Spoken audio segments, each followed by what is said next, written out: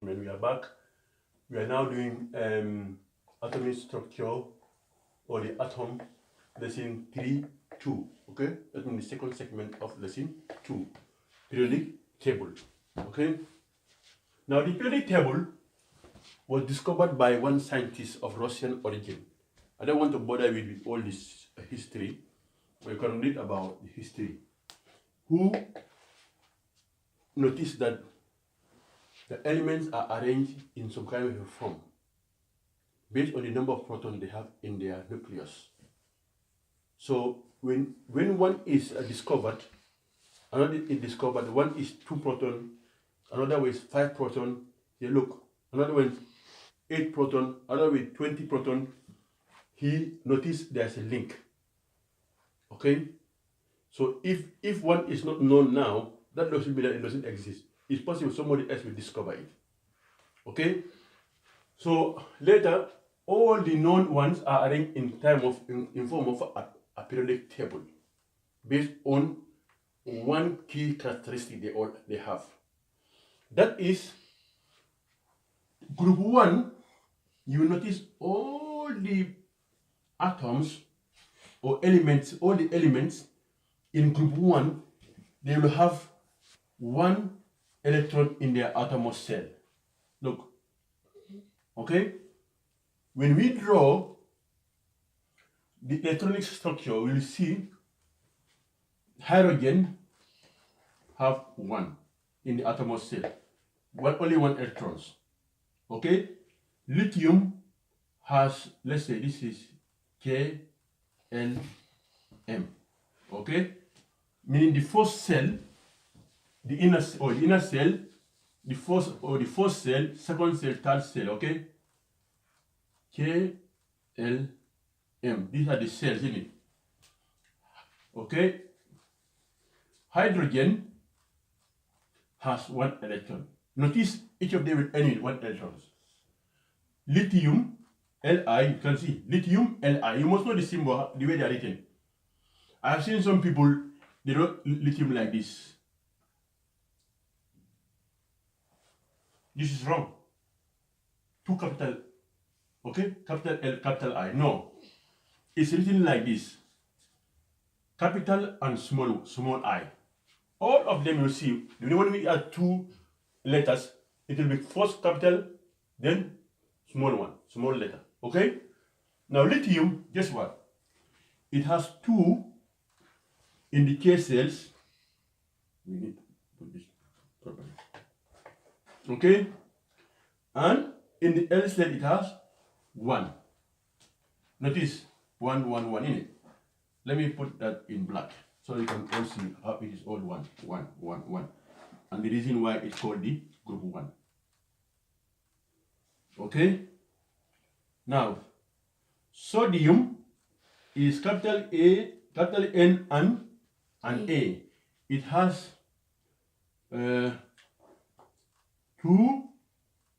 8 and 1. You can see 1, 1, 1. Okay? Now potassium, which is written as K, has 2, 8, 8, 1, 1. Gentlemen, what do you see? They all have 1 in the outer shell. They all have 1 in the outermost cell. So, if they are going to react with other elements, don't you think they will have similar reactions? Yes. Because they all have 1 outermost cell. Okay? But how reactive they are, as you go down, they become more and more reactive. And they are all gray, some of them are gray, white, and shiny, and you can even cut them. Now, if you go to YouTube, you see a demonstration of how water reacts with all this, especially sodium and potassium. This one will make fire, but this one will make an explosion. Boom! Yeah, then it's cool. You can even make a bomb with potassium. You cut potassium and throw it in the river, it comes boom! Because this outermost cell, 1 electron there can easily be given out, because the force that's attracting this to the nucleus, to the proton, is very weak. It can easily be discarded in it. But if you look at the sodium, it has 1 more cell. You You understand? So the force, the positive force, this will have 11 proton in it, plus in it. Okay? It have 11 protons in it. Yes. So each proton will attract it to one electron in it. But as the cell increases, the attraction between the positive and the negative become weaker. Severs. Okay? The outermost cell, the electron there, the weaker it is, the more it can easily give out and the more it can become more reactive in it. Yes. So that's why potassium, if you throw potassium in a river or you pour water on it, it explodes. Because the electron in the last cell can easily be donated in it. Yes. So therefore, what you look at in the periodic table is the physical characteristic. Physical. Now I have to use the right chemistry language. Okay. Physical. What do you call it? Characteristics. Okay. That is how it look. How it look. How it look. How the element look. How it feels. I mean touch. Or even how it smell. Okay? So we can say look, okay, feel, smell. So if they ask you what is this physical characteristic of an element, you look how it look, how it feel, okay, and how it smell. Or whether it is solid, okay, liquid, mean water in it, or gas.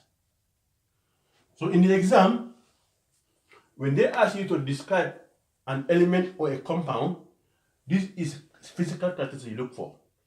How they look, how they feel, how they smell, whether they are solid, you can touch them like this is solid, or liquid, they are in form of water, or they are gas. Okay? Do you understand? Yeah. That's right. But there's another one called the chemical, something called chemical characteristics. Okay? Now you see, you are all dumb now because before you think you know everything. Characteristics, okay? So to describe a periodic table or an element, or if you discover you do a PhD, you're doing on any compound or element or whatever, you're going to describe in this form physical characteristics and chemical characteristics. Chemical characteristics is how they react. Okay? Chemical characteristics is how they react. How they react with other elements.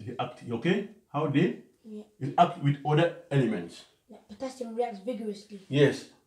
Potassium reacts very vigorously because of what? The reason is in the exam why those potassium explode when it comes in contact with water. You are going to tell the examiner, look, potassium has one electron in outermost cell. Okay? And the electronic attraction or forces is weaker in potassium than in sodium. So it can easily donate or let go the electron in the outermost cell. So therefore it will be more active than the preceding element. That's why it explodes. You understand? Now if you look at the periodic table, now if somebody discovered an element called X xenon, okay, it has one electron in outermost cell, yes? Obviously two in the case in it. But how many other cells?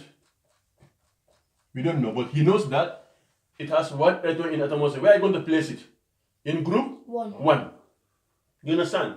So how many other cells is there? Discover that later. Okay? But it can be 8, 8, 8. So each cell, each element in the next, within the same group, each element will have one more shell in it. You can see 8, another 8. The next one will have another 8. Next one will have another 8, another 8, another 8 at it engaged. So infinity another element becomes 8, 8, 8, 8, 8, 8, 1. But as long as it is in group 1, it must have one in the outermost cell. So you know the shell after the M cell, what is it called?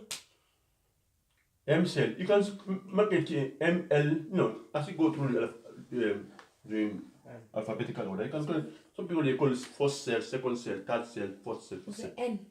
Yeah, M cell. Yeah, if M cell is there, because if you go to another element, the next element after this one, it will be N cell. Okay, because the next one will have another 8 here and 1 here. Eh? Okay, rubidium. Yeah, rubidium. Yes, I don't want to kill you with all that. Yeah. Okay, they have 2, 8, 8, 8, and then 1. Yeah. You see? So within the examiner can take you here that an element has been discovered. Okay? It is after potassium. How many cells will it have? Okay? So you tell the examiner, look, if it is the next one, then it has to have one more cell in it. Okay? It has one more cell. Potassium is KLM. This one will be KLMNN. Yeah? Okay? It will have how many cells? 1, 2, 3, 4, 5 cells. Now the same thing you can, once you know the characteristics in first group, you'll apply the same thing in all of this. But when you come here, up to gases, like sulfur and oxygen, these are gases. Nitrogen also is a gas. Okay?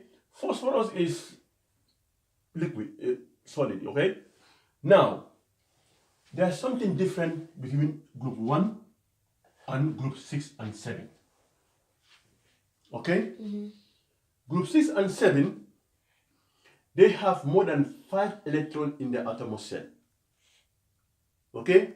Since they have more than 5 electrons, they can receive gain in it. Just like nitrogen also. Okay? Since they have more than 5 and more than 5, they can receive electrons. Okay? These ones, they have an outermost cell with 8. They have an outermost full cell and then 1 or 2 or 3, like in here, group 2.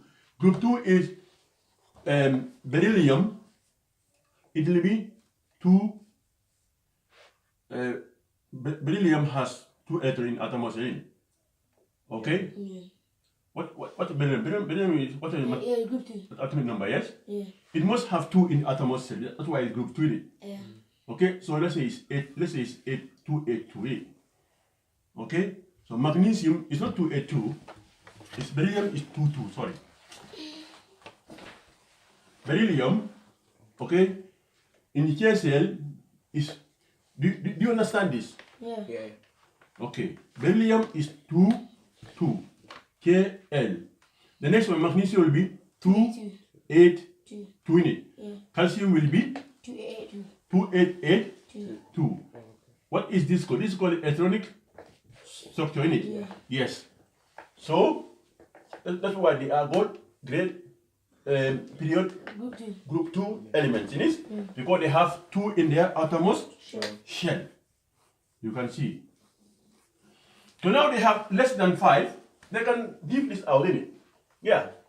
When it comes to boron and aluminum, the same thing. Carbon, the same thing. Okay? But I will talk more about that. Okay? Just for to make this simple, yeah? I don't want to talk about that. Nitrogen, sulfur, that means group 5, 6, 7, they are all gases. We're going to deal with it later, more in detail. They are all gases. Okay? And they can receive. So, fluorine will have 2, 5 in it. Okay? Chlorine will be 2, 8. Chlorine is what? 2, 8. I think it's 2, 8, 8, 7. Yeah, chlorine is 17, 5. Chlorine is 35. Huh? The atomic mass is 35. No. The amount of The atomic number. It's 17, yes. Yeah. Yeah. 2 plus this is 17. It's only 1. 2 is 7. Yeah, 7.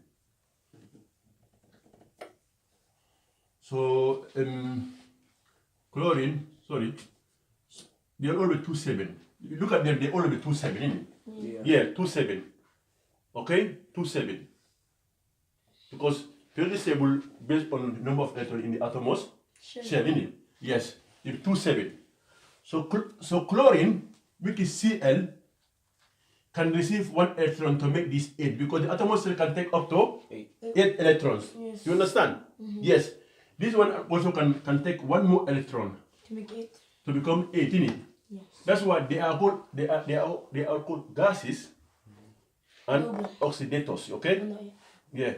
They oxidators. They can oxidize like hydrogen, oxygen. Yeah. Yes. So oxygen, which is one of the most profound elements. Oxygen. Sulfur. What is the atomic mass number of sulfur? Anyone? 32. Atomic number. 32. 2, 8. Atomic number. 2, 8, 6. 6, isn't it? Oxygen is 2, 8, 8, 6. That is not true. No, it can't be. Sulfur may be 2, 6. And oxygen is 2, 8, 6. Take it out. I think oxygen is 16. 8. Yeah, mass number of 8. Mass number of 8. Atomic number of 8. Atomic number. No, sulfur is 8, isn't it? Sulfur is 16. Sulfur is 16. What oxygen is? 8. 8. So you put it the other way around, isn't it? Yeah. You put it the wrong way. Okay? It means oxygen first. Because if not, the pattern will not emerge. Yes, sir? Sulfur. So the pattern must emerge. Okay? First one having 2 cells, next one have 3 cells. You can see the 6. That's why they call group 6. And the same thing, they'll have similar characteristics. They will all be gases. At least first 3, 4 ones. They all be gases. They'll have similar characteristics, physical as well as chemical characteristics. Yes. Okay. Dad, so you know how in group 1, yeah. Like if the further you go down from potassium to rubidium, the more reactive. Does it work with like group 4, group 5, and group 6? Group 6, it will be the opposite. Yeah. Okay? It will be the opposite. The more active will be high up there, so it's the opposite direction. Yes? Very good question. Yes, very good question. The opposite direction. But in all the elemental chemistry, the most profound oxidation will be oxygen and chlorine. We come up with them. So that's why you are required to at least memorize 20, all these 20. Okay? You at least know them, okay? Not to know their atomic number, because in the exam they will give you the periodic table and they will give you the atomic number. But at least to appreciate them, to know them, okay? If I say ammonium, you don't need to go to roast your periodic table and tell me it's in group 3. Okay? Ammonium we know is in group 3. That must be in your head. Okay? If I tell you what is the valency of group 3, it is 3 plus, because all the ions, you come to know the ions later. Okay? The ions of this group will be 1 plus, this will be 2 plus, this will be 3 plus, and this is 4 plus. Okay? That will be the. And it will go to minus 4. Yes, exactly, minus, yes. Okay? You go to minus 3, minus 2, minus 1. Okay? Because this need 3 to make 8, in it. Yeah. Need 2 to make 8, need 1 to make 8. Because the outermost cell contain 8 electrons. 7. Yes, the outermost cell must contain 8 electrons if it's to be stable. Okay? Yeah. So they need, this one need 3 to make it 8, this one need to make it 8, this one don't need anything, 0. That's why they are gases, they are not reactive, they are used to fill balloons in it. Yeah. So they're very unreactive, yes? So this is called the periodic table. I don't want to go into make it more difficult. You can read more and understand more. But we go over this over and over. Okay, as we do chemistry, we'll refer to periodic table over and over. But basically, this is what you have to understand about periodic table. Elements are arranged in a periodic form. Okay, the arrangement is based on the number of electrons in the outermost shell. Within the same group, they have similar physical and chemical characteristics. Okay, group 1, 2, 3 are metals. Group 5, 6, and 7 and 0 are gases. The type of gases we come to know, because these are called inert gases because they are very reactive. They are called inert gases, okay? They are called inert gases or unreactive gases, yeah? Okay? on the active gases.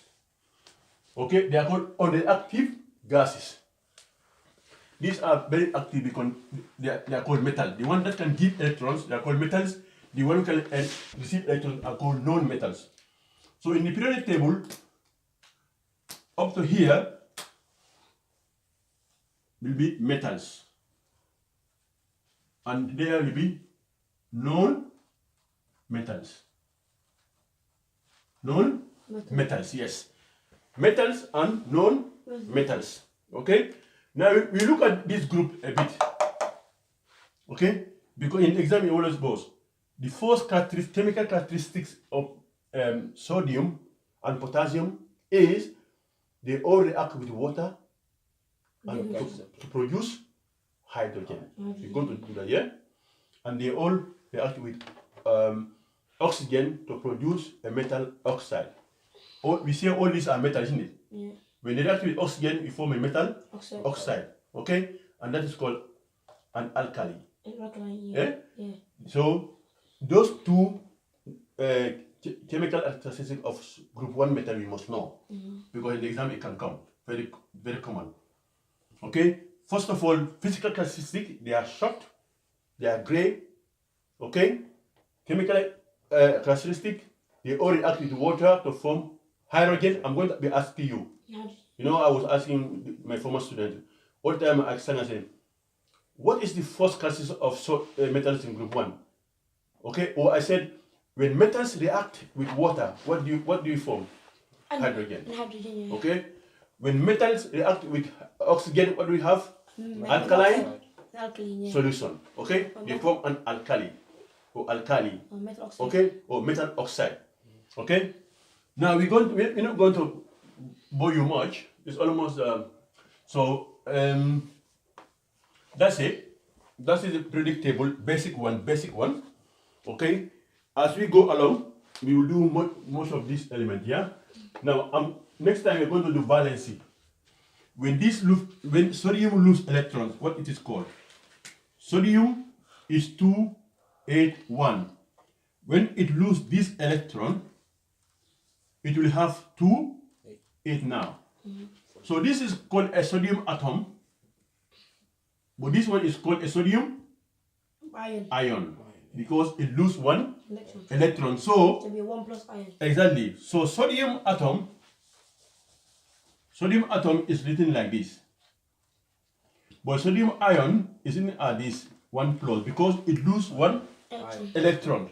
So its electronic formula is 28, while this one is 281.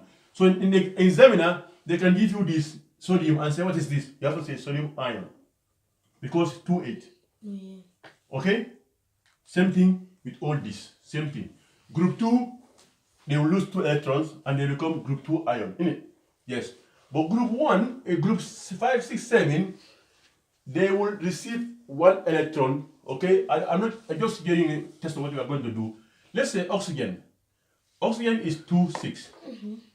This is oxygen atom, innit? Okay? But oxygen ion, when it receives, will be 2, 8. You see the 8 pattern, you see? Because the last cell can take 8 electrons. Yeah? So each electron want to fulfill that in it. These people here, these elements here, they want to fulfill that to become MF. So these people are suckers. Okay? These people they suck. These people they give. So the givers are metals and the suckers are non-metals. You see? Yes. So in chemistry, when you do your quantitative chemistry, you say that this is a gas or it's a non-metal. You understand? Yeah. That one is a metal. That we test to confirm whether it's a metal or a non-metal. Okay? So this will be, because it's received 2, it will be 2 minus. So a sodium ion, okay, sorry, oxygen ion will be 2, 8. But an oxygen atom will be 2, 6. And this, the positive one is called anion and cation. I don't want to jump it, but we do it later. An anion and a cation. Yeah. A positive charge and negative charge. Anion and a cathode. Okay. That's why in electrolysis, you know the anode and the cathode. Yeah. Okay.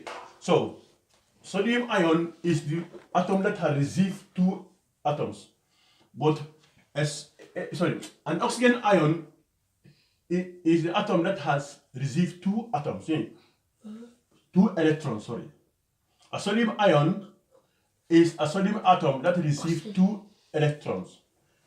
A sodium ion is a sodium atom that has given one electron. So oxygen ion receives two electrons, but sodium ion gives two electrons because it's a metal. Yeah. This is a metal. I said these are givers, these are suckers. Or you can say givers and receivers. Okay? Sodium gives, group 1, group 2, they give, they are metals. The other ones, they receive, yes? So let's just end there before we get tired, okay? Thank you very much. We'll continue on this project table tomorrow, inshallah. Jazakumullah khairan. Barakallah feek.